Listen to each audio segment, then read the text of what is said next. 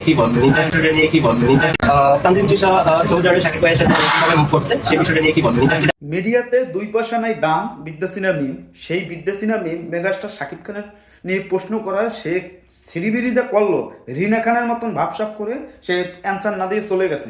মানে ভাই রে ভাই, এরা শাকিব খানের সাথে যদি কাজ করতে পারে তাহলে সাকিব ভাই ফেনা উঠেই পারে। হাল্লানে যখন কাজ করছে তখন শাকিব খানের কাছে থেকে বসে থাকতো, শাকিব খান করতো। এখন হাল্লান থেকে বেরিয়ে আসছে, শাকিব খানের কোনো গুণগান গায় না। এই হচ্ছে মানে কি বলবো, এগো যোগ্যতা নাই, তাগো নিজের কর্ম দিয়ে যে আগাবে কোনো একটা প্রোগ্রামও ঠিক মতন পায় না।